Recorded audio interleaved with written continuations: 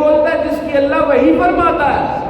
اور اس زبان حق ترجمان سے رسول اللہ نے کہا شہر یزاد فی رزق المومن، یہ وہ مہینہ جس میں مومن کا رزق بڑھ جاتا ہے۔ میں ذرا آپ کو مومن کے رزق بڑھنے کی حقیقت عرض کروں، اگر اجازت تو سبحان اللہ کہے۔ سبحان اللہ۔ بھئی جو رزق بڑھتا ہے تو وہ کیا ہے؟ جو رزق بڑھ جاتا ہے اس کا کیا مطلب ہے، تاکہ سمجھ آ جائے اور جب آپ رمضان آئے تو آپ انجوائے کریں اس بات کے لیے، دیکھو اللہ نے رزق بڑھاتا ہے۔ جیسے جیسے بندہ مومن اپنے دل کی صفائی کرتا ہے، اپنے اعضاء کا اور اپنے دل کا تزکیہ کرتا ہے، اور سب سے زیادہ تزکیہ آپ کے علم میں ہونا چاہیے روزے سے ہوتا ہے۔ نماز سے بندہ پاک ہوتا ہے لیکن اتنا نہیں پاک ہوتا جتنا روزے سے پاک ہوتا ہے۔ زکوٰۃ سے بندے کا دل پاک ہوتا ہے لیکن اتنا نہیں جتنا روزے سے پاک ہوتا ہے۔ حج سے بندہ پاک ہوتا ہے، جیسے آج اپنی ماں کے پیٹ سے پیدا ہوا ہے، لیکن اتنا پاک نہیں ہوتا جتنا روزے سے پاک ہوتا ہے۔ صدقے سے بندہ پاک ہوتا ہے لیکن اتنا پاک نہیں ہوتا جتنا روزے سے پاک ہوتا ہے۔ کیا مطلب؟ میں آپ کو حدیث سناتا ہوں۔ میرے آقا نے ارشاد فرمایا اللہ نے نفس پیدا کیا، یہ جو ہمارا نفس ہے، میں نہیں ہوتا میں یہ نفس کیا ہے؟ میں، وہ میں کیا ہے؟ اگر تو دل کو کہیں تو آپ کہتے ہیں ہائے میرا ہاتھ، ہائے میری ٹانگ، ہائے میری آنکھ، ہائے میرا سر، تو ہائے میرا دل، تو وہ میرا کون ہے؟ وہ میرا کون ہے؟ اللہ نے جب نفس پیدا کیا تو نفس سے پوچھا، نفس جی من انتا، تو کون ہے؟ اس نے کہا انا انا وانتا انتا، اللہ سے کہا میں ہوں اور تو ہے۔ اللہ نے کہا اچھا اس کو 1000 سال آگ میں ڈالو، 1000 سال اس نفس کو آگ میں جلایا گیا۔ پھر اللہ نے باہر نکالا، پوچھا من انتا، تو کون ہے؟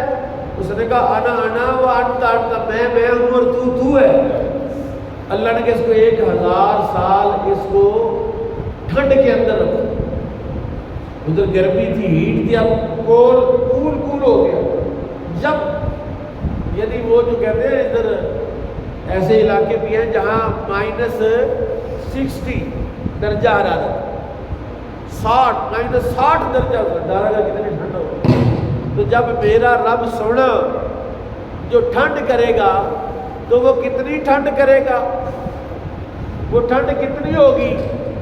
فرمایا نفس کو 1000 سال ٹھنڈ کے اندر رکھا، اور پھر پوچھا ٹھنڈ سے 1000 سال کے بعد نکالا، پوچھا من انتا، تو کون ہے؟ اس نے کہا انا و انتا انتا، میں ہوں اور تو ہے۔ انہوں نے کہا اچھا اس کو نہیں، اس کو 1000 سال بھوک میں رکھو، کھانا نہیں دینا، 1000 سال بھوکا رکھا۔ 1000 سال جب بھوکا رکھا نا، پھر پوچھا من انتا، اس نے کہا انتا انتا و انا، تو ہے اور میں۔ یعنی اس کا مطلب ہے اس نفس کا علاج سوائے بھوک کے اور کوئی شے نہیں کرتی۔ اس لیے میرے آقا مولا نے ارشاد فرمایا جتنا روزہ بندے کے نفس کو پاک کرتا ہے، جتنا روزہ بندے کے معدے کو پاک کرتا ہے، جتنا روزہ بندے کے دل کو پاک کرتا ہے، جتنا روزہ بندے کے دماغ کو پاک کرتا ہے، کائنات کی کوئی اور عبادت نہیں کرتی۔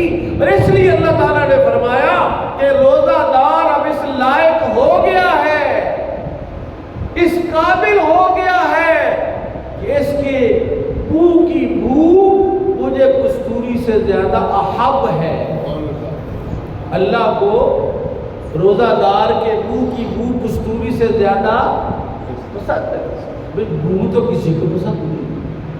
میں نے پچھلے درس میں آپ کو بات بتائی تھی کہ رسول پاک صلی اللہ علیہ وسلم نے سوال کر اتنی بھی سوال اشدی کا رہی یا رسول اللہ صلی اللہ علیہ وسلم، اتنی آپ نے سوال کرتے کہیں آپ کے دانت ہی نہ پس جائے، یہ آپ کی جو مسوڑے ہیں یہی نہ کہیں آپ چھین لیں اور آپ زخمی کر لیں، اتنی بھی سوال کرتے ہیں۔ ہر وضو میں مسواک، سونے سے پہلے مسواک، سونے کے بعد اٹھنے کے بعد مسواک، جی کھانا کھانے سے پہلے مسواک، کھانے کے بعد مسواک۔ اتنی بھی سوچ حضور نے فرمایا عائشہ اللہ تعالیٰ کی رحمت کے فرشتے منہ کی بو سے نفرت کرتے ہیں. میں پسند کرتا ہوں کہ جب روز فرشتے رحمت کے میرے پاس آئیں تو میرے منہ میں سمیل نہ ہو, مسواک کر کر کے ایسا میں اس کو پاک کر دوں کہ وہ جب میرے منہ کے قریب آئے ان کا منہ تو ان کو سمیل نہ آئے. اس کا مطلب اللہ کی رحمت کے فرشتے منہ کی بو کو پسند نہیں کرتے. اب ذرا اس کا دوسرا دیکھیے پہلو کیا ہے. اللہ کہہ رہا ہے کہ لَخَلُوفُ فَمُ الصَّائِمِ اطیب عند اللہ من ریح المسک. روزہ دار کے منہ کی بو اللہ کے نزدیک کستوری سے زیادہ پسندیدہ ہے. یعنی اللہ نے کہا کہ تمہارا معدہ جب خالی ہو, تمہارا جب معدہ جو ہے وہ خالی ہوتا ہے تو پھر اس کی ہواڑ بعض اوقات منہ میں آ جاتی ہے. اللہ نے پیٹ ریپ بنایا معدے کے منہ پر, فم معدہ جو ہے وہ پیٹ ریپ ہے. پیٹ ریپ کیا کرتا ہے, اس میں جب تک پانی رہے تو وہ گٹر کی سمیل جو ہے وہ اوپر نہیں چڑھتی. اور جب ایک بندے نے 12, 13, 14, 15 گھنٹے بھوکا رہا تو فم معدہ بھی خالی ہو گیا. اب معدے کے اندر سے جو سمیل ہے اس فم معدہ کے ذریعے سے وہ منہ کے اندر آ گئی. اللہ کہتا ہے میرے روزہ دار تجھے پریشان ہونے کی ضرورت نہیں, تیری اس منہ کو میں پسند کرتا ہوں. جس منہ کو اللہ پسند کرے آپ اندازہ کر سکتے ہیں وہ کوئی کیسے اس سے نفرت کر سکتا ہے. کوئی کہہ سکتا ہے یار منہ پرے کر تیرے بڑی سمیل آ رہی ہے جی, اس لیے کہ یہ عام بندہ نہیں رہا. یہ بندہ کون ہے؟ فرمایا الصوم لی وانا اجزی بہ, روزہ میرے لیے ہے اور میں خود اس کی جزا دوں گا. حالانکہ جزا دینے کا نظم ہے میرے اللہ کو. اس نے جنت جزا بنائی, اللہ نے جنت کو نیکی کی جزا بنایا ہے. اللہ نے اپنی رضا کو نیکی کی جزا بنایا ہے. اللہ نے نعمتوں کو نیکی کی جزا بنایا ہے. اللہ نے آسانیوں کو نیکی کی جزا بنایا ہے. لیکن اللہ نے کہا نہیں, ساری چیزوں کی جزا دی جا سکتی ہے, کوئی دے دے, لیکن روزہ ایسی شے ہے جس کی جزا میں دوں گا, میں دوں گا. اب ذرا سنیے اللہ کیا جزا دے. کوئی اشارہ آیا, نبی کریم صلی اللہ علیہ وسلم نے فرمایا روزہ دار کی 2 خوشیاں ہوتی ہیں. روزہ دار کی کتنی خوشی ہے؟ 2 خوشی. ایک خوشی ملتی ہے افطار کے وقت جب بھوک اور پیاس کی شدت ہو. بھوک اور پیاس جو ہے وہ اس نے ستایا ہوا ہو, آنتڑیاں خشک ہو گئی ہو, پیٹ بالکل خالی ہو, کھانا سامنے پڑا ہوا, ورنہ کہ دل کا سارا ہی کھا جائے. اب کھا نہیں سکتا کہ روزے کی پابندی ہے. اب ادھر سے اذان ہوئی, ادھر سے اعلان ہوا, ادھر سے ٹائم دیکھا کہ بھئی روزے کا ٹائم ہو گیا ہے. اب جب پہلا گھونٹ, حالانکہ رسول پاک نے جو سبق دیا ہمیں کہ رسول پاک پسند کرتے ہیں کہ سب سے اچھی افطاری کھجور کے ساتھ. اس کے ساتھ ہے کہ جب آپ کھجور منہ میں ڈالتے ہیں, اس کو آپ چباتے ہیں, آپ کا لعاب اس کھجور کے ساتھ شامل ہوتا ہے اور وہ آپ کے حلق سے ذریعے نیچے اترتا ہے, تو وہ آپ کے جسم کی جو آنتڑیاں ہیں ان میں ایک ایسا سیال مادہ بنتا ہے. اب اوپر سے جو مرضی کھاؤ اور جو مرضی پیو, اب وہ آنتڑیوں کو نقصان نہیں دے گا. اور آپ جانتے ہیں کہ رسول پاک صلی اللہ علیہ وسلم نے فرمایا کہ بہترین سحری بھی کھجور ہے اور بہترین افطار بھی کھجور ہے. ایک دن حضور نے پوچھا میرے صحابہ جانتے ہو کون سا درخت ہے جو انسان کے مشابہ ہے؟ کون سا درخت ہے؟ صحابہ خاموش. حضرت عبداللہ بن عمر بیٹھے کہتے کہ میرے دل میں آیا کہ میں حضور سے کہوں کہ وہ کھجور ہے. لیکن عرض اس لیے نہیں کیا کہ بزرگ بیٹھے ہوئے تھے, بڑے لوگ بیٹھے ہوئے تھے, کہ میں بچہ ہوں, اگر میں بولوں گا باقی بزرگ خاموش ہے تو بے ادبی نہ ہو جائے, تو بے ادبی سے بچنے کے لیے نہیں بولے. اور جب بعد میں حضرت فاروق اعظم کے ساتھ گھر جا رہے تو کہا ابا جی میرے ذہن میں آیا تھا کہ میں کہہ دوں کھجور ہے، تو میں نے چپ رہا۔ حضرت فاروق اعظم نے حسرت کی، تعصب کیا کہ بچہ اگر تو اس وقت بول پڑتا نا کہ وہ کھجور ہے تو عمر کے لیے یہ سرخ اونٹوں سے زیادہ خوشی کی بات ہوتی کہ میرے بیٹے کی زبان سے وہ بات نکلتی جو رسول اللہ کو پسند ہو جاتی، اور حضور تیرے بارے میں کوئی ایسا جملہ فرما دیتے۔ اور حضور نے فرمایا کھجور انسان کی پھوپھی ہے۔ کیا پھوپھی کون ہوتی ہے؟ ابا جی کی بہن کا نام پھوپھی ہے نا۔ فرمایا جب آدم علیہ السلام کی مٹی کو گوندا گیا، جس مٹی سے آدم کو بنایا گیا، تو کچھ مٹی بچ گئی۔ اب جو مٹی بچ گئی اس کی اللہ نے کھجور کا درخت بنا دیا، اور جو خصوصیات انسان میں ہیں وہی خصوصیات کھجور میں بھی ہیں۔ بندے کا گردن کاٹ دیں تو بندہ مر جاتا ہے، جبکہ پاؤں کاٹے تو بندہ بچ جاتا ہے۔ کھجور کا بھی یہی حال ہے۔ کھجور کا اوپر والا سر جو ہوتا ہے وہ کاٹ دیں تو جتنا مرضی پانی لگائیں، جتنی مرضی کھاد ڈالیں، کھجور مر جاتی ہے۔ لیکن اگر آپ اس کی نیچے سے جڑیں کاٹ دیں تو کھجور مرتی نہیں، وہ دوبارہ اگ پڑتی ہے۔ تو ایک کھجور کے اندر طب نبوی والے نے لکھا کہ ایک روٹی کی غذائیت ہے، ایک روٹی، اور معدے کے لیے بھی بوجھ نہیں ہوتی، جسم کے لیے بھی بوجھ نہیں ہوتی۔ وہ جو ایک روٹی کھائیں گے اس کا جو فضلہ ہے، اس کی جو باقیات ہیں، وہ پوری آنتڑیوں کو متاثر کرتی ہے۔ آپ ایک کھجور کھائیں، اس لیے میرے آقا نے فرمایا بہترین سحری بھی کھجور ہے، بہترین افطار بھی کھجور ہے۔ تو فرمایا روزہ دار کے لیے دو خوشیاں، ایک افطار کے وقت اور ایک خوشی ہے اللہ سے ملاقات کے وقت، کہ روزہ داروں سے میرا رب ملاقات کرے گا۔ اور اللہ تعالیٰ کے حبیب نے فرمایا القرآن والرمضان یشفعان یوم القیامہ، قرآن اور رمضان قیامت میں مومن کی شفاعت کرے گا۔ قرآن کیا کہے گا؟ روزہ کیا کہے گا؟ رمضان کہے گا اے ربی انی منعتہ من الاکل والشرب والجماع فی النہار، او کما قال، اے میرے اللہ میں نے اس کو دن کے وقت کھانے پینے اور نفسانی خواہش کے پورا کرنے سے روکا، اور یہ رک گیا، اس نے کھانا پینا میرے لیے چھوڑ دیا۔ میرے اللہ اس کی شفاعت میں کرتا ہوں، میری سفارش اس کے حق میں قبول کر کے اس کو جنت میں داخل فرما دے۔ اور اللہ رمضان کی شفاعت کو رد نہیں فرمائے، قبول فرمائے۔ اور فرمایا قرآن کیا کہے گا؟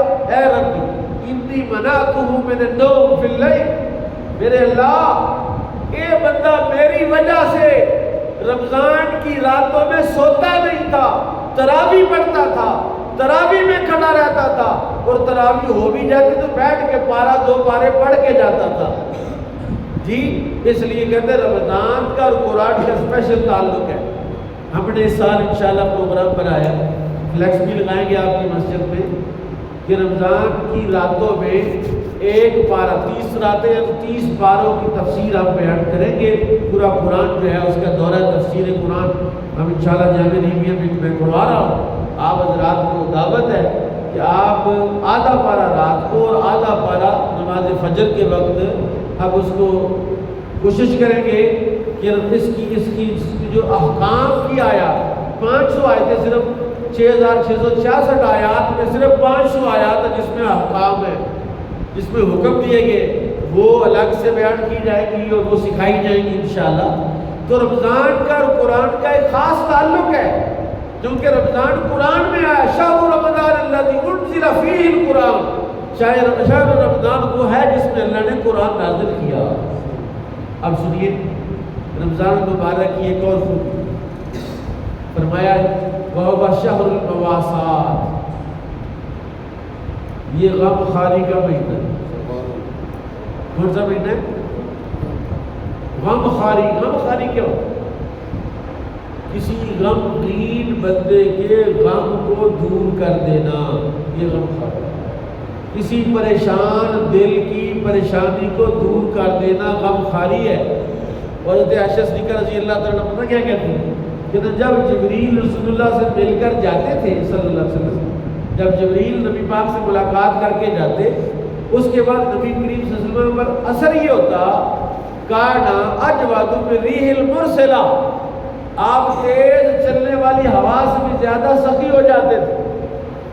یعنی اللہ کی راہ میں صدقہ دینا، اللہ کی راہ میں خرچ اخراجات کرنا اور اللہ کی راہ میں لوگوں کو افطار کرانا۔ حضور نے فرمایا جس بندے نے رمضان کے اندر کسی روزہ دار کا روزہ افطار کرایا، اللہ تعالیٰ اس کو جہنم سے آزادی عطا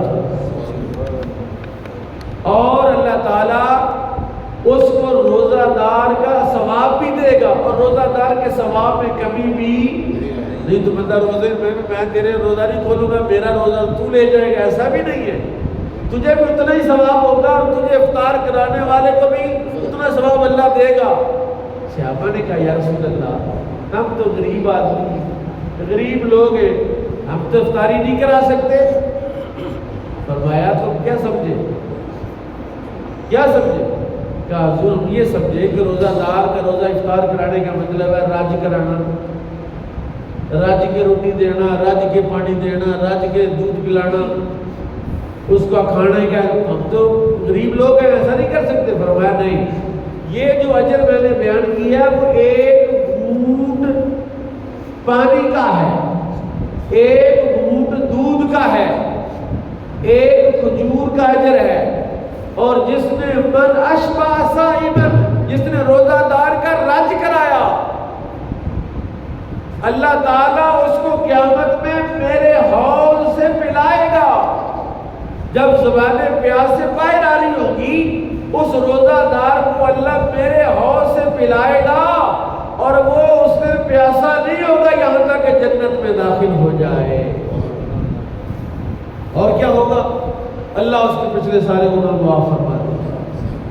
اللہ تعالیٰ کے حبیب فرماتے ہیں، میں تھوڑا سا ترجمہ قرآن پاک کر دوں، وہ تو ایسی باتیں ہیں۔ میں روزانہ فجر کی نماز کے بعد 3 احادیث جو ہیں وہ بیان کرتا ہوں استقبال رمضان کی، جو کتاب الصوم ہے نا جی مشکوٰۃ شریف، اس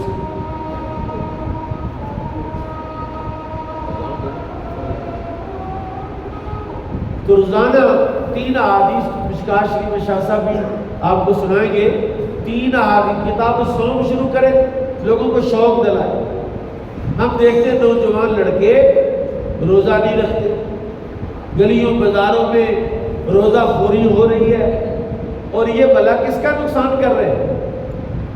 جو روزہ نہیں رکھتے سر عام کھاتے پیتے، کس کا نقصان ہے بھلا؟ تیرا نقصان اپنا۔ وہ بندہ بد نصیب اور بدبخت ہے۔ رسول اللہ نے فرمایا کہ جو ماہ رمضان کو پائے اور اس میں عبادت کر کے اپنی بخشش نہ کرا لے وہ ہلاک ہو گیا۔ تو ہلاک ہو رہا ہے، تو روزہ نہیں رکھ رہا۔ تو لوگوں میں اس طرح خطیب کا کام ہے، اس طرح اتنا شوق پیدا کر دے لوگوں میں روزے کا، رمضان کا جو آپ کا سامنے ہے، وہ ایسا ہو جائے کہ انتظار کر یار کب روزہ ہو رہا ہے، کس دن روزہ شروع ہو رہا ہے۔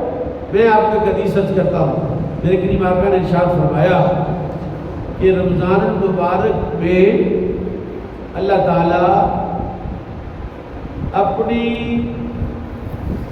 رحمت کا اور اپنی بخشش کا اور اپنی دوزخ سے آزادی کا باقاعدہ ایک پیریڈ رکھا ہوا ہے۔ اول رحمت ووسط مغفرت وآخرت من النار۔ فرمایا اللہ تعالیٰ رمضان کی پہلی رات، رمضان کی پہلی رات لاکھوں کی تعداد میں، یعنی قبیلہ بڑی غنم کی بکریوں کے جسم پر جتنے بال ہیں، ان بالوں کی تعداد کے برابر دوزخیوں کو دوزخ سے نکال کے جنت میں داخل کرتا ہے۔ اور پھر جتنے پورا مہینہ دوزخی دوزخ سے آزادی پاتے ہیں، جب ماہ رمضان کی آخری رات آتی ہے، آخری رات، پورے مہینے میں راتوں میں جتنے بندے آزاد ان کی تعداد کے برابر آخری رات میں بندے دوزخ سے نکال کے جنت میں داخل کیے جاتے ہیں۔ صحابہ نے پوچھا یا رسول اللہ کیا یہ لیلۃ القدر ہے؟ فرمایا نہیں، یہ لیلۃ القدر نہیں ہے، یہ رات ایسی ہے کہ جس رات مزدور کی مزدوری دینے کی رات ہے۔ گویا روزہ دار پتہ کون ہے؟ وہ مزدور ہے۔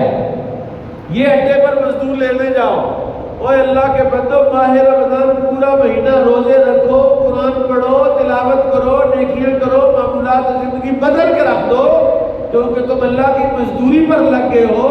اور یہ ہو سکتا ہے کہ اگر مزدور اپنے مالک کا جان فشانی کے ساتھ، دل جمی کے ساتھ اپنی جان مار کے مزدوری کرے تو مالک خوش نہ ہو ہیں؟ اب کوئی مزدور لائے نا، وہ مزدور مستری کو ساتھ نہ لینا، مسالہ بھی پچائے، اینٹیں بھی پکڑائے، دوڑ دوڑ کے گو بھی کرا دے، جلدی جلدی سے پانی بھی ڈبہ بھر کے رکھ دے، اور وہ اینٹیں ختم نہ ہونے دے، کہتے یار ہے بندے رہنے دیہڑی چنگی لوگ۔ تو جب تو خوش ہوتا ہے تو اپنے مزدور کو دیہڑی کو 150 زیادہ دیتا ہے، تو سوچ اس رب کی شان کیا ہو کہ جب وہ خوش ہوگا تیرے روزوں سے، تیری افطار سے، تیرے قیام سے، تیرے نوافل سے، تیری تہجد سے۔ میں ایک حدیث ہے مجھے ذہن میں آ گئی، نبی کریم صلی اللہ علیہ وسلم نے ارشاد فرمایا کہ جس دن ماہ رمضان آئے، بندہ سحری کے وقت اپنے بستر سے اٹھے تو بستر اس کی بخشش کی دعا کرے، جو جوتی پہنے گا جوتی اس کی بخشش کی دعا کرے، جس وضو پانی کے ساتھ وضو اور طہارت اور استنجا کرے گا وہ پانی کا ہر قطرہ اس کی بخشش کی دعا کرے گا۔ اور پھر ذرا آگے چلے، درۃ الناسین والے نے تو یہ لکھا ہے کہ جب وہ مصلی پر کھڑا ہوگا سحری کے وقت، بستر بھی، پانی بھی، جوتی بھی، جائے نماز بھی، اور وہ در و دیوار بھی، اللہ کی بارگاہ میں گڑ گڑا کے اس کی بخشش کی دعا کرے گا، یا اللہ یہ آ تو گیا، مہربانی کر اس کی بخشش بھی کرا۔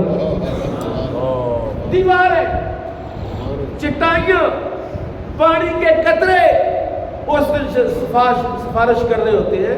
بد نصیب نہیں ہے وہ بندہ جو روزہ چھوڑ دے۔ بعض کا آج کل کئی اس طرح کی عورتیں ہیں کہ میرا بچہ کمزور ہو جائے گا۔ تیرا بچہ کمزور نہیں ہوگا، کیونکہ تیرا رب تجھ سے 70 ماہ سے زیادہ اپنے بندے سے پیار کرتا ہے، تو روزے اس نے فرض کر دیے کمزور کرنے کے لیے۔ وہ تو کریم ہے، فعل الحکیم لا یخلو عن الحکمہ، وہ ایسا حکیم ہے کہ اس کا کوئی فعل حکمت سے خالی نہیں۔ تو روزہ رکھ، تیرا بیٹا پورے سال جو بیٹے کے ساتھ انہیں زیادتیاں کی ہیں، اب ایک مہینہ اس کو ریسٹ دے۔ وہ خطبات بہاولپور والے نے بڑی خوبصورت بات لکھی، اس نے کہا بہت سارے پرندے، بہت سارے جانور ایسے جو سال کے بعد ان کے جسم کے جو پر ہوتے ہیں، کھمب ہوتے ہیں، وہ اتر جاتے ہیں۔ یہ ہمارے جو جانور ہیں نا، لوئی چڑھ ہوتی، لوئی چڑھ، پہلے بال ختم ہو جاتے ہیں، نئے بال نکلتے ہیں۔ یہ دیکھیں ابھی موسم بہار ہے، ہر درخت کے پتے گر گئے اور نئی کونپلیں نکل رہی ہیں، نئی شاخیں نکل رہی ہیں۔ اور مومن تیرے لیے تو رمضان مبارک موسم بہار ہے کہ تیرے گناہ مٹ گئے، تیرے جسم کی ساری رطوبتیں اور فاسد مادے تیرے اللہ نے رمضان کے روزوں کی وجہ سے نکال دیے۔ اب تیرا جسم نئی امنگ اور تڑک کے ساتھ صحت والی، پورا سال صحت مند والی زندگی اللہ تجھے عطا فرمائے گا ان روزوں کی وجہ سے۔ اور پھر فرمایا اس رمضان میں اللہ تعالیٰ ایک بندے کو فرشتے کو مقرر کرتا ہے، ایک خطیب، ایک منادی ندا کرتا ہے، یا باغی الخیر اقبل، وہ خیر کے چاہنے والے آجا متوجہ ہو جا، خیر کا دروازہ کھلا ہوا ہے۔ یا باغی الشر اکثر، برائی کے چاہنے والے رک جا اور چھوڑ دے، بعد آ جا، کیونکہ میرے اللہ نے دوزخ کے سارے دروازے بند کر دیے، ناراضگی کے سارے دروازے بند کر دیے، شیاطین کو جکڑ دیا، سلسلۃ الشیاطین، غلقت ابواب النار، دوزخ کے دروازے بند کر دیے، رحمت کے دروازے کھول دیے، جنت کے دروازے کھول دیے، آسمان کے دروازے کھول دیے۔ اور یہ تو مہینہ ایسا ہے کہ اللہ تعالیٰ اس مہینے کے بارے میں فرماتا ہے، حضور نے فرمایا شعبان شہری و رمضان شہر اللہ، شعبان میرا مہینہ، رمضان اللہ کا مہینہ۔ تو اللہ کا مہینہ آ رہا ہے، سستی نہ کرنا، کوتاہی نہ کرنا، بالکل۔ اور ایک اور بھی بات ہے، بعض بابے پٹھا کام کرتے، زیادتی کرتے، گناہ کرتے، کیا؟ بھئی ڈاکٹر نے کہا بابا جی تسی روزہ نہ رکھنا، تو میں مر جاؤں گا لیکن روزہ ضرور رکھنا۔ اوہ اللہ منع کر رہا ہے، تو کیوں مرے گا؟ اتنی قیمتی زندگی ہے، تو روزہ رکھ کے مرنا چاہتا ہے؟ بھئی میں نے کبھی روزہ چھوڑا، بھی میں نہیں چھوڑوں گا۔ سنو قرآن کیا کہتا ہے؟ قرآن کہتا ہے فَمَنْ كَانَ مِنْكُمْ مَرِيضًا أَوْ عَلَىٰ سَفَرٍ فَعِدَّةٌ مِنْ أَيَّامٍ أُخَرَ، جو تم میں بیمار ہو یا مسافر ہو تو روزہ چھوڑ دے اور باقی دنوں میں روزہ رکھ لے۔ اور اگر بیمار، ایک بندہ تھا مدینہ پاک میں، دیکھا کہ لوگ بہت زیادہ کھٹے ہوئے، رش پڑا ہوا، نیچے بندہ ایک لیٹا ہوا ہے، کوئی اس کو ہوا دے رہا ہے، کوئی اس کو پانی چھڑک رہا ہے۔ حضور نے فرمایا کیا ہوا ہے؟ یا رسول اللہ یہ مسافر ہے تو روزے کے ساتھ تھا تو بے ہوش ہو گیا۔ میرے آقا مولا نے ارشاد فرمایا سفر میں روزہ رکھنا کوئی نیکی نہیں، سفر میں روزہ رکھنا کوئی نیکی، سبحان اللہ کی کہا بھئی سفر میں روزہ رکھنا کوئی نیکی، بھئی موڈ خشک ہے، مر رہا ہے، مارکیٹ گیا ہے، روزے کی وجہ سے بیچارے کا نہ پرچیزنگ صحیح طرح ہوئی ہے، نہ کوئی کام کوئی سیدھی طرح کر سکا ہے، اور روزہ رکھا، روزہ رکھا، تو سفر کیوں کیا؟ اور پھر اللہ زیادہ جانتا ہے تو زیادہ جانتا ہے۔ اللہ کہتا ہے مسافر ہے روزہ چھوڑ دے۔ ہاں مفسرین نے کہا اگر کسی کا سفر سہولت والا ہو اور وہ روزہ رکھ سکتا ہو اور روزے کی وجہ اس کے معمولات سفر اور سفر کی صحبتیں متاثر نہ ہو، سفر متاثر نہ ہو تو رکھے کوئی حرج نہیں، لیکن روزہ لا کے سارے ٹبر کو سیاپے میں ڈال دینا یہ کوئی عقل مندی کی بات ہے؟ کہ بابا جی شوگر ہے، بابا جی بلڈ پریشر ہے، بابا جی ہارٹ کے پیشنٹ ہے، بابا جی کے گردوں کا مسئلہ ہے، اب روزہ رکھنا ان کے لیے عذر صحت ہے۔ اللہ نے کیا فرمایا؟ اللہ نے فرمایا یرید اللہ بکم اليسر ولا یرید بکم العسر۔ سنو تو صحیح قرآن کیا کہہ رہا ہے؟ اتنی میٹھی بات، اتنی میٹھی بات پورے قرآن میں نہیں آپ کو ملے گی جتنی یہ میٹھی بات ہے۔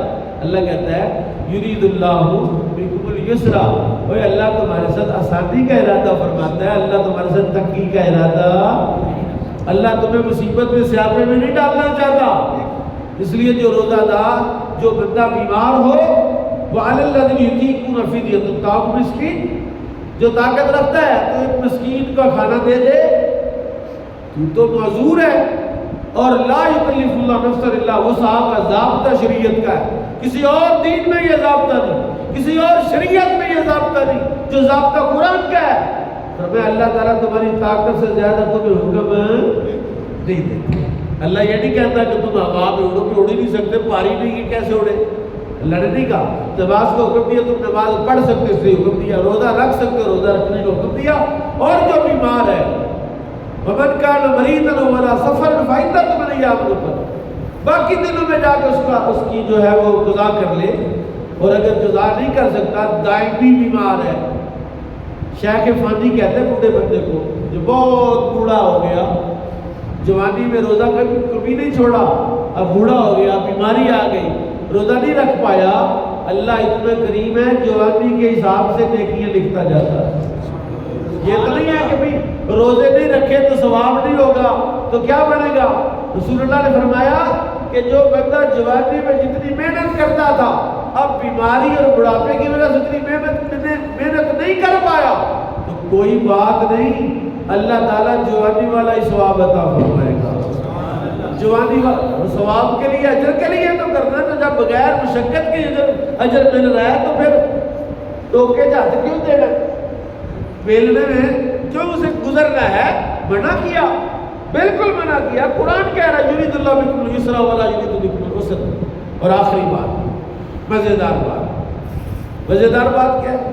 اللہ کہتا ہے جب پورا مہینہ روزے رکھ لو نا، تراویح پڑھ لو، نیکی تقوی اختیار کر لو، تو پھر عید والے دن زور سے کہنا اللہ اکبر اللہ اکبر لا الہ الا اللہ واللہ اکبر اللہ اکبر۔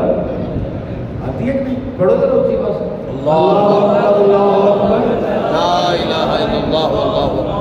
اوے اللہ کا نام لینا، مسجد نوں تو پتہ لگے کہ تسی اللہ کا نام لینا۔ اللہ اکبر اللہ اکبر لا الہ الا اللہ۔ اللہ کہتا وَلِتُكْمِلُوا الْعِدَّةَ وَلِتُكَبِّرُوا اللَّهَ عَلَىٰ مَا هَدَاكُمْ۔